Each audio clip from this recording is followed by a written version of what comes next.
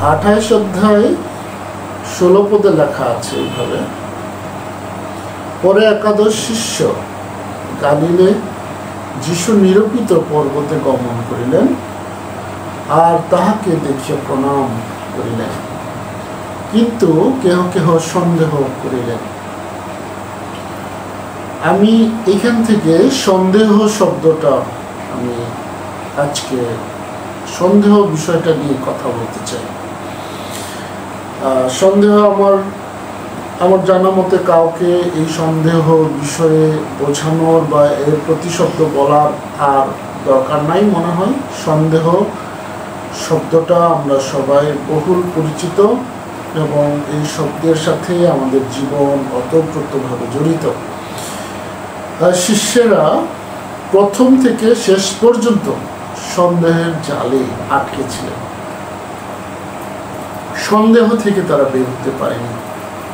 শিষ্যদের মধ্যে শতভাগ শিষ্য সন্দেহ করা থেকে বেরিয়ে আসতে পারেনি এবং শেষ পর্যন্ত এখানে বলা আছে কেহ কেহ, যদি মথি 28 অধ্যায় 16 থেকে 20 পদ দেখি, সেখানে প্রভুর গ্রেট কমিশন 18 থেকে 20 গ্রেট কমিশন, মানে স্বর্গারোহণের পূর্ব মুহূর্তের একটা ঘটনা।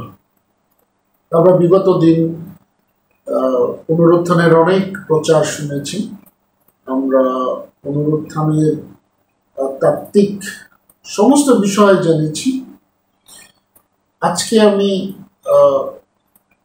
আমাদের যে জগতের যে কিছু প্রতিবন্ধকতাগুলো ছিল, সে প্রতিবন্ধকতাগুলো নিয়ে কথা বলতে চাই।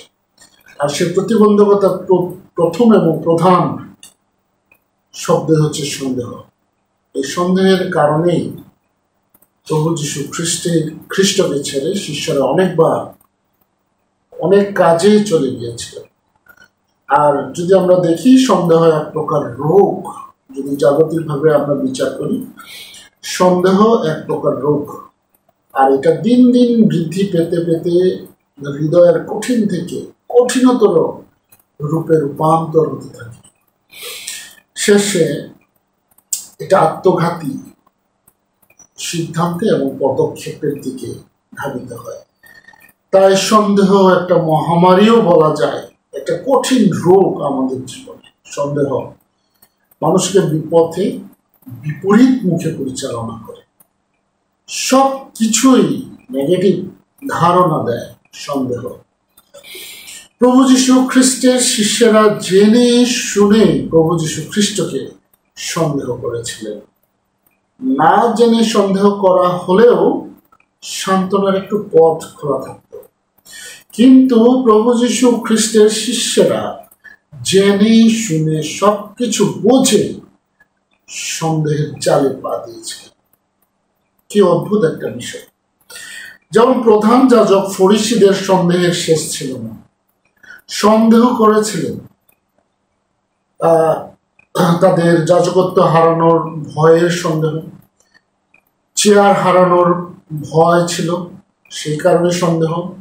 প্রভু যীশু খ্রিস্টের উপরে ক্ষমতা হারানোর সন্দেহ, এমনকি মৃত্যুর পরেও সন্দেহ। পুনরুত্থান যে সত্য তা জেনেও টাকার বিনিময়ে পুনরুত্থান অস্বীকার, নিজেরা তা করলেন, অন্যদেরকেও তা করালেন।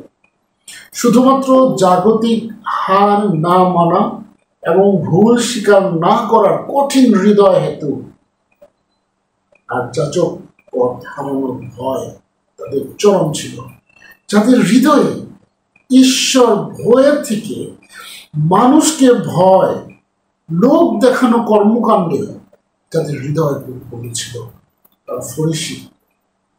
মথি লিখিত সুসমাচার 27 অধ্যায় 62-66 পদে এইভাবে লেখা আছে, পরদিন অর্থাৎ আয়োজনের দিনে পর দিবস প্রধান যাজকেরা ও ফরিসীরা পিলাতের নিকটে একত্র হইয়া কহিল, মহাশয়, আমাদের মনে পড়িতেছে সেই প্রবঞ্চক জীবিত থাকিতে বলিয়াছিল, তিনি 3 দিনের পরে আমি উঠিব। অতএব 3য় দিবস পর্যন্ত তাহার কবর চৌকি দিতে আজ্ঞা করুন, পাছে তাহার শিষ্যরা আসিয়া তাহাকে চুরি করিয়া লইয়া যায়, আর লোক দিগকে বলে তিনি মৃতগণের মধ্য হইতে জীবিত হইয়া উঠিয়াছেন। তাহা হইলে প্রথম ভ্রান্তি অপেক্ষা শেষ ভ্রান্তি আরো মন্দ হইবে। পিলাত তাহাদিগকে বলিলেন, তোমাদের নিকটে প্রহরী দল আছে, তোমরা গিয়া যথাসাধ্য রক্ষা করো। তাহাতে তাহারা গিয়া প্রহরী দলের সহিত সেই পাথরের ট্রঙ্ক করিয়া দিয়া কবর রক্ষা করিতে লাগিল। অদ্ভুত বিষয় দেখেন, মৃত যিশুকেও তাদের ভয় ছিল। তারা জীবিত যিশুর জন্য যতটুকু বিঘ্ন ভীত ছিল, এর থেকে বেশি ভয় ছিল মৃত প্রভু যীশু খ্রিস্টের জন্য, প্রভু যীশু এর জন্য। তারা জানতো প্রভু যীশু মৃত, তিনি পুনরুত্থিত হবেন, তাদের ধারণার বাইরে ছিল। যদিও প্রভু যীশু বারবার এই কথা বলেছেন, কিন্তু ফরিসিরা, অধ্যাপকেরা সেই কথা বিশ্বাস করতে পারেনি। যাই হোক, সত্য ঢাকার প্রচেষ্টা এই ফরিসিরা, এই যাজকেরা করেছিলেন। মথি 28 অধ্যায় 11 থেকে 15 পদে লেখা আছে এইভাবে, তাহারা যাইতেছেন, ইতিমধ্যে দেখো প্রহরী দলের কেহ কেহ নগরে গিয়া যাহা যাহা ঘটিয়াছিল সেই সমস্ত বিবরণ প্রধান যাজকদিগকে জানাইল। তখন তাহারা প্রাচীন বর্গের সহিত একত্র হইয়া অমন্ত্রণা করিয়া ওই সৈন্যগণকে অনেক টাকা দিল। কহিল, তোমরা বলিও যে তাহার শিষ্যগণ রাত্রিকালে আসিয়া যখন আমরা নিদ্রাগত ছিলাম তখন তাহাকে চুরি করিয়া লইয়া গিয়াছে। আর যদি এই কথা দেশাধ্যক্ষের কর্ণগোচর হয়, তবে আমরাই তাকে বুঝাইয়া তোমাদের ভাবনা দূর করিব। তখন তাহারা সেই টাকা লইয়া যেরূপ শিক্ষা পাইল সেরূপ কার্য করিল। আর যিহুদীদের মধ্যে সেই জনরোগ উঠিয়া গেল, তাহা অদ্যাপ পর্যন্ত রহিয়াছে। আমরা জানি প্রভু যীশু খ্রিস্টের সেই পুনরুত্থান যিহুদীরা আজও স্বীকার করে না, তারা মানে না। প্রভু যীশু খ্রিস্ট যে আসছেন তারা বিশ্বাস করে না। প্রধান যাজক, ফরিসি, তাদের সন্দেহ কিছু যায় আসে আমার দৃষ্টিতে, কারণ এরা প্রভু যীশু খ্রিস্টের সারা জীবন বিরোধিতা করেছে। তাদের এই বিষয় নিয়ে আসলে বেশি না সন্দেহের বিষয়ে তারা করবে, যেহেতু প্রভু যীশু খ্রিস্টের সমস্ত কাজে তারা প্রতিবন্ধক ছিল। এবং ফরিসি শুধু জাগতিক প্রতিবন্ধক না, আত্মিকভাবেও আমাদের জীবনের প্রতিবন্ধক। সে কারণে বলা যায় কিনা, সত্যকে সন্দেহ করতে করতে প্রভু যীশু খ্রিস্ট যে সত্য, সেই সত্যকে সন্দেহ করতে করতে হত্যা পরিকল্পনা পর্যন্ত তারা করেছে। একটুকু হৃদয় কাঁপেনি তাদের। মিথ্যা গল্প সাজিয়েছে প্রভু যীশু খ্রিস্টের ক্রুশে হত্যা করার জন্য। শত্রুদের সাথে সন্ধি করেছে, চিরশত্রু যাদের সাথে তাদের শত্রুতা ছিল তাদের সাথে তারা সন্ধি করেছে, শুধুমাত্র প্রভু যীশু খ্রিস্টকে ক্রুশে হত্যা করার জন্য। তাদের এই সন্দেহ নিয়ে আমার বেশি মাথা ব্যথা নেই, কিন্তু শিষ্যদের সন্দেহ বিষয়টা আমার কাছে আশ্চর্য। কি করে জেনে শুনে বুঝে সন্দেহের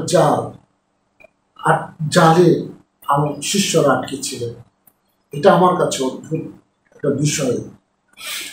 স্বর্গদূত স্পষ্ট সাক্ষ্য দিচ্ছিল, তাতেও শিষ্যদের সন্দেহ।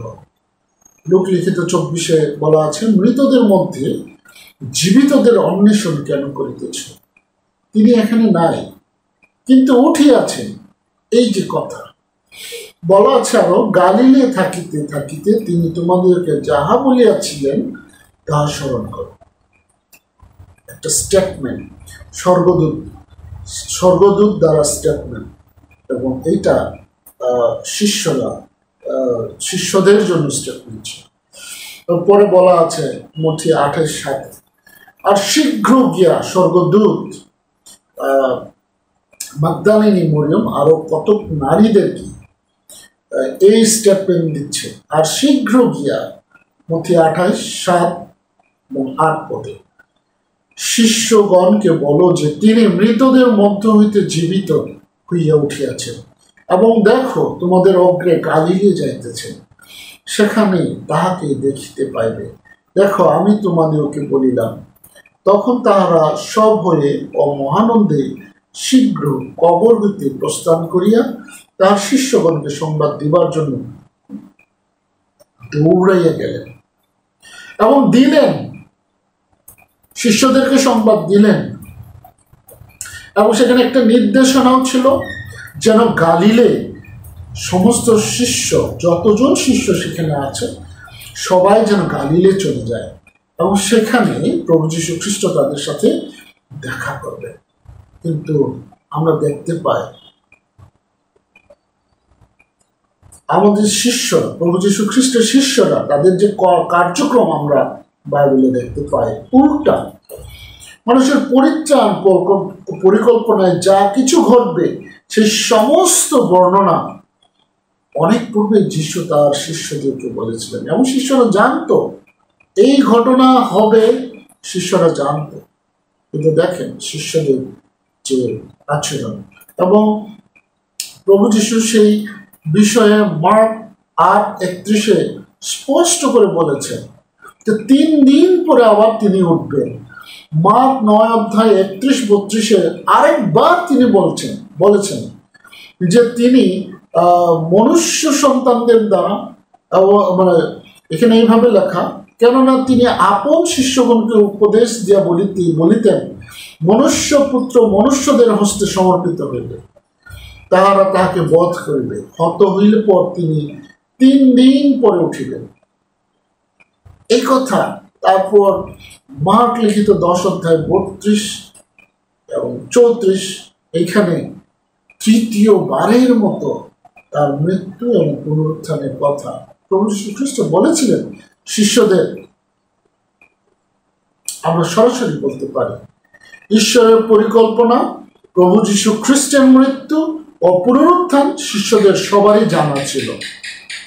এইটা কোনো শিষ্যের অজানা বিষয় ছিল না, আর তার জন্য তাদের পূর্ব প্রস্তুতিও ছিল। এই দিনের জন্য প্রভু যীশু তাদেরকে প্রস্তুত করেছিলেন 3 বছর ধরে, এবং এই সমস্ত ঘটনা প্রভু যীশুকে স্পষ্ট করে বলেছিলেন,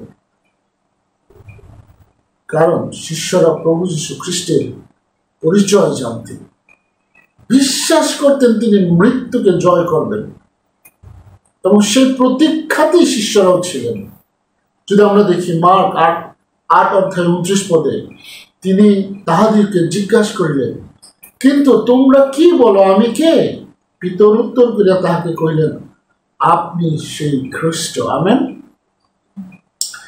আপনি সেই খ্রিস্ট।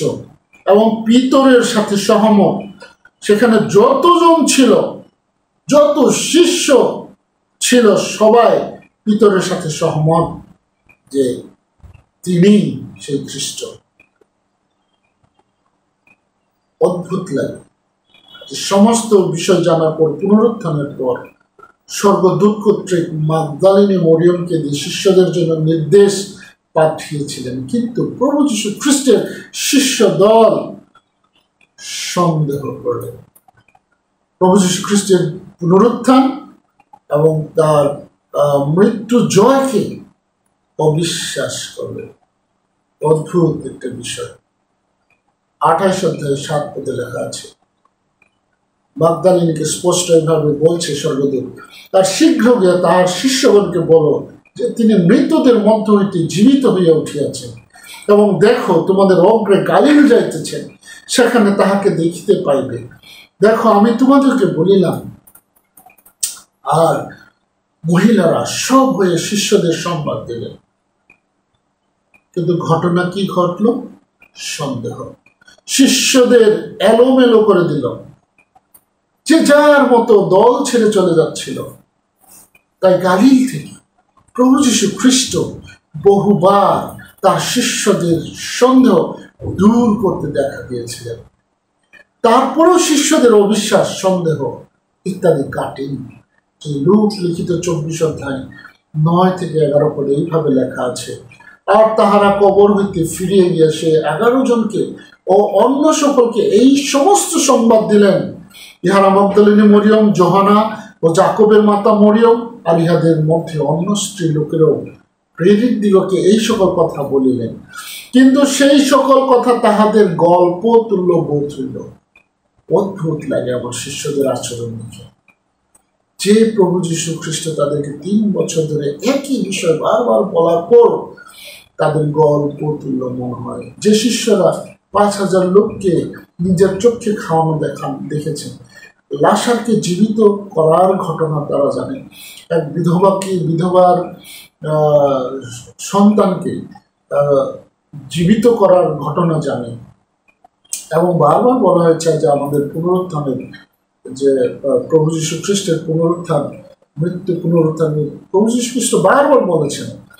তারপরেও প্রভু যীশু খ্রিস্টকে সন্দেহ করেছে। অদ্ভুত বিষয়। এরপরে যদি আমরা দেখি, প্রভু যীশু খ্রিস্ট তিনি স্বয়ং উপস্থিত হয়েছেন এবং তাদের সন্দেহ দূর করেছেন। বারবার তিনি এসেছেন। লোক লিখিত 24 অধ্যায় 12 পদে, তথাপি পিতর উঠিয়া কবরের নিকটে দৌড়াই গেলেন এবং হেঁট হইয়া দৃষ্টিপাত করে দেখিলেন কেবল কাপড় পরিয়া রয়েছে, আর যাহা ঘটিয়াছে তাহাতে আশ্চর্য জ্ঞান করিয়া স্বস্থানে চলিয়া গেলেন। আশ্চর্য জ্ঞান করেছেন, কিন্তু বিশ্বাস করেনি। অদ্ভুত ব্যাপার। তারপরে যদি আমরা দেখি, ক্লিওপা নামে বা তার সাথে আরেকজন ছিল, দল ছেড়ে সে চলে যাচ্ছে। প্রভু যীশু খ্রিস্ট রাস্তায় তাদেরকে বোঝালেন এবং শেষে রাতের খাবারের সময় তিনি যে প্রভুর ভোজের যে আয়োজন করেছিলেন সেটা আবার করলেন এবং চোখ খুলে গেল। তার আবার ফিরে আসলো। প্রভু যীশু খ্রিস্ট আবার দেখা দিলেন সবার সাথে। আমরা জানি সেই ঘটনাগুলো বর্ণনা করার, বিস্তারিত বলার দরকার নেই।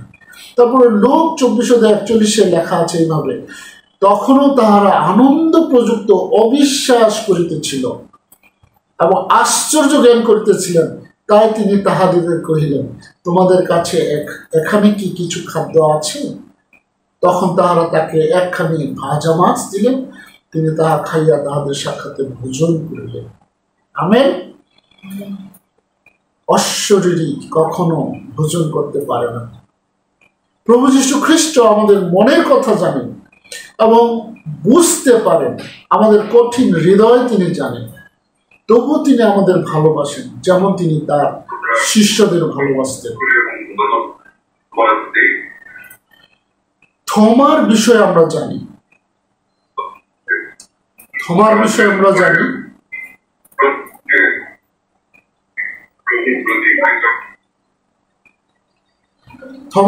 আমরা জানি যোহন লিখিত সুসমাচার 20 অধ্যায় 25 এইভাবে লেখা আছে, আমি যদি তাহার 2 হাতে প্রয়োগের চিহ্ন না দেখি ও সেই প্রয়োগের স্থানে আমার অঙ্গুলি না দেই এবং তার কুক্ষি দেশের মধ্যে আমার হাত না দেই, তবে কোনো মতে বিশ্বাস করিব না।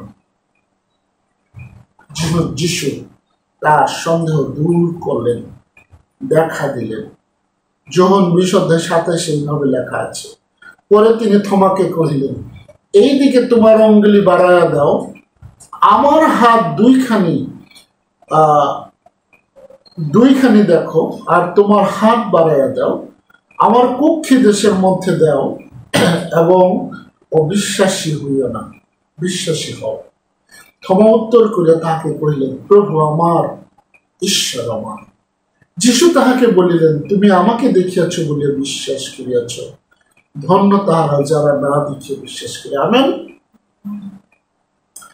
স্বর্গদূত দ্বারা প্রভু যীশু খ্রিস্ট শিষ্যদের জন্য নির্দেশ ছিল গালিলে যাওয়ার, কিন্তু দেখেন শিষ্যদের আচরণ। সিমন পিতর, যোহন 21 অধ্যায়, সিমন পিতর, থোমা, দিদুন বলে গালিলের কান্না নিবাসী নথনেল, শিবদিয়ের পুত্র, 2 পুত্র এবং তাহার শিষ্যদের মধ্যে আর 2 জন ইহারা একত্রে ছিল। সিমন পিতর তাহাকে বলিলেন, আমি মাছ ধরিতে যাই। সিমন এক সময় বলছে, আমি মাছ ধরিতে যাই, আর দরকার নাই, যা হইছে হইছে। তাহারা তাহাকে বলিলেন, আমরাও তোমার সঙ্গে যাই। অন্যরাও তার সঙ্গে গেল। সন্দেহের শেষ মুহূর্তেও সন্দেহ। প্রভু যীশু খ্রিস্টের স্বর্গারোহণের মুহূর্তেও সন্দেহ। আর আমরা জানি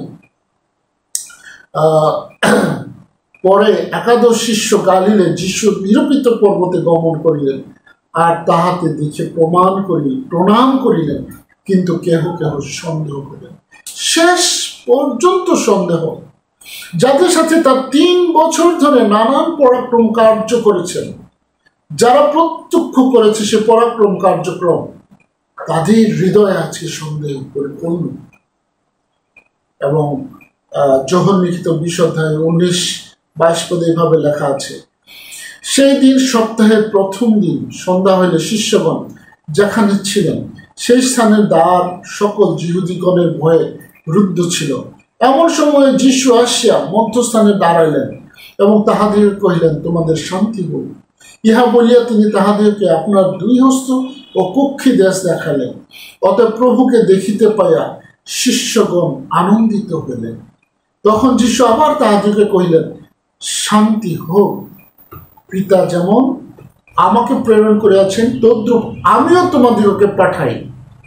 ইহা বলিয়া তিনি তাহাদের উপরে ফু দিলেন, আর তাহাদেরকে কহিলেন, পবিত্র আত্মা গ্রহণ করো। তোমরা যাহাদের পাপ মোচন করিবে তো মোচিত হইবে, যাদের পাপ রাখিবে তাহা রাখা যাইবে। আমেন। কি আশ্চর্যের বিষয় আপনি চিন্তা করেন, যাদের জন্য এক্সট্রিম পাওয়ার দেওয়া হলো, তারা সন্দেহ করছে প্রভুকে ছেড়ে আবার পুনরায় নিজেদের পেশায় মাছ ধরতে যাচ্ছে। অথচ এই লোকদের জন্য প্রভু তার এক্সট্রিম পাওয়ার, ঈশ্বর প্রভু যীশু খ্রিস্টের জন্য যে ক্ষমতা দিয়েছেন, ঠিক একই ক্ষমতা শিষ্যদের জন্য প্রভু যীশু দিয়েছেন। তারপরেও দেখেন সন্দেহ। তিনি আমাদের জন্য একই পাওয়ার দিয়েছেন। আজকে এই সময়, আজকে পিতরকে প্রভু যীশু খ্রিস্ট 3 বার প্রশ্ন করছেন, পিতর তুমি কি আমাকে ভালোবাসো? এই প্রশ্ন আজকে প্রভু আমাকেও করছেন। দেখেন প্রভুকে তারা অবাধ্যতায় কি পরিমাণ হয়রানি করেছেন। যদি করিন্থীয় 15 অধ্যায় 3-6 পদ দেখি, সেখানে লেখা আছে, তাহার পরে একেবারে 500 অধিক ভ্রাতাকে দেখা দিলেন। তাদের অধিকাংশ লোক অদ্যপি বর্তমান রহিয়াছে। পৌল সে টেস্টিমনি দিচ্ছে। সে 12 জনকে দেখা দিলেন, 11 জনকে দেখা দিলেন, একজন তো মারাই গেল। উপরন্তু আরো 500 জনকে, 511 জন শাস্ত্রানুসারে। 511 জনের অবাধ্যতায় প্রভু যীশু খ্রিস্ট অনেক কষ্ট পেয়েছে। তার পরিকল্পনায় যাদেরকে তিনি পৃথিবীর সবার জন্য প্রস্তুত করেছিলেন, তারা তাকে সন্দেহ করেছে। আমি নিজেকে সেই 511 জনের মধ্যে মনে করছি। আমি নিজেকে আজকে সেই স্থানে রাখছি। মথি 28 অধ্যায় 19 এবং 20 পদে যে দায়িত্ব আমাদেরকে দেওয়া হয়েছে, পিতা পুত্র পবিত্র আত্মার নামে বাপ্তাইজ করা, সমুদয় জগতে যাওয়া এবং শিক্ষা দেওয়া, এই সম্বন্ধে আমার সন্দেহ রয়েছে, অবাধ্যতা রয়েছে। এবং তিনি যে যুগান্ত পর্যন্ত প্রতিদিন আমার সঙ্গে সঙ্গে আছেন, এই কথায় আমার সন্দেহ রয়েছে। যদি সন্দেহ না থাকতো, আমি সুসমাচারে প্রতিদিন সচেষ্ট থাকতাম, কিন্তু আমি সুসমাচারে একদম উদাসী, কারণ আমার ভিতরে এখনো সন্দেহ আছে। আমি ঠিকভাবে এই আদেশ পালন করছি না। অবাধ্যতা মানুষের সহজাত, কিন্তু জেনে শুনে অবাধ্যতা এড়িয়ে যাওয়া দুঃখজনক। সন্দেহের দ্বারা প্রভুকে কতই না শিষ্যের দুঃখ দিয়েছিলেন, চিন্তা করা যায় না। আজ আমিও একই কাজ করছি, একই কাজ করে যাচ্ছি। সন্দেহ মানুষের মজ্জা। স্বামী স্ত্রীকে সন্দেহ করে, স্ত্রী স্বামীকে সন্দেহ করে, সন্তান পিতাকে, পিতা সন্তানকে, বন্ধু বন্ধুকে, ভাই ভাইকে, বোন বোনকে। আমি যার কাছে খারাপ ব্যবহার পেয়েছি, একসময় সে যখন ভালো ব্যবহার করে তখন সন্দেহ করি, কারো সাফল্যে সন্দেহ করি, কারো ব্যর্থতায় সন্দেহ করি, এক দেশ অন্য দেশকে সন্দেহ করে। সন্দেহ জালি পৃথিবী, মানুষ আজকে বন্দি। এমনকি আজও প্রভুকে সন্দেহ করি, তিনি যে ক্ষমতা ও দায়িত্ব দিয়ে রেখেছেন তা করছি। ফলাফল অবিশ্বাস, বিরোধিতা, যুদ্ধ, মারামারি, হত্যা ইত্যাদি ইত্যাদি। সর্বোপরি সন্দেহ আপনাকে প্রভু যীশু খ্রিস্টের মহান পরিত্রাণ থেকে বঞ্চিত করে, যার ফলে জীবনের দুর্দশা, গ্লানি, ব্যর্থতা, হতাশা, নৈরাশা, ফলহীন জীবন নিত্য সঙ্গী হয়ে ওঠে। নিজেকে আজ আবিষ্কার করতে গিয়ে দেখি সন্দেহের জালে আমি জড়িয়ে আছি। সন্দেহ ভাজনদের দলে, অবিশ্বাসীদের দলে আমি সামিল আছি। আমার হৃদয় সন্দেহে পরিপূর্ণ, তাতে আমি পাপ করছি। সন্দেহে পিতরের মতো আমিও পুরনো পেশায় বারবার ফিরে যাচ্ছি। সন্দেহের ফলে আশা পুরনো কালচারে আবার বারবার ফিরে যাচ্ছি। যে কালচার আমি ফেলে এসেছি, যে হিন্দুত্ববাদ আমি ফেলে এসেছি, সেদিকে বারবার ফিরে যাচ্ছি। সন্দেহে আমার বিশ্বাস, আনুষ্ঠানিকতা, পর্ব পালনে সীমাবদ্ধ হয়ে পড়ছে। সন্দেহে পুনরুত্থানের সঠিক ব্যবস্থায় স্থির থাকতে পারছি। শেষ কথা, সন্দেহ কাটিয়ে ক্লিওপা এবং অন্য শিষ্যরা ফিরে এসেছিলেন। থমা, পিতর, এরা আবার সন্দেহ ঝেড়ে আবার প্রভুর কাজে ফিরে এসেছিলেন এবং বিশ্বাসী হয়েছিলেন। কোনকে প্রভু যীশু বেছে নিয়েছিলেন? তদ্রূপ জাগতিক এবং আত্মিক জীবনে সন্দেহ থেকে বেরিয়ে আসা আমারও কর্তব্য, অত্যন্ত জরুরি একটা কাজ। কারণ সন্দেহের বীজ অঙ্কুরিত হয়ে আমাদের হৃদয়ের বিশ্বাস নষ্ট করে। তাই আমি আজকে সন্দেহ করার অভ্যাস থেকে বেরিয়ে আসতে চাই। আপনি কি করবেন? সিদ্ধান্ত আপনার। আসুন আমরা প্রার্থনা করি। চিরমঙ্গলময় সমস্ত প্রীত প্রভু, তোমার মহান আমি ধন্যবাদ করি, গৌরব করি প্রভু। প্রভু, তুমি আমাদের পাপ সকল জানো, আমাদের প্রত্যেকজনের হৃদয় তুমি জানো। আমরা তোমার কাছে ক্ষমা চাই। বিশেষ করে আমি আজকে আবারও তোমার কাছে ক্ষমা চাই যে তোমার দেয়া কাজ আমরা সঠিকভাবে করছি না। বিভিন্ন জায়গায় আমাদের সন্দেহ আমাদেরকে আটকে দিচ্ছে। আমরা বিভিন্ন সময় বিভিন্নভাবে সন্দিহান হচ্ছি। প্রভু, আমাদেরকে সন্দেহ থেকে বেরিয়ে আসতে তুমি সাহায্য করো। আমাদের হৃদয়ে যত প্রকারের সন্দেহ আছে, সমস্ত প্রকারের সন্দেহ থেকে বেরিয়ে আসতে প্রভু তুমি সাহায্য করো, যেন তোমার বিশ্বস্ত একজন শিষ্য হয়ে উঠতে পারে। প্রার্থনা প্রভু যীশু খ্রিস্টের নামে। Recording stopped.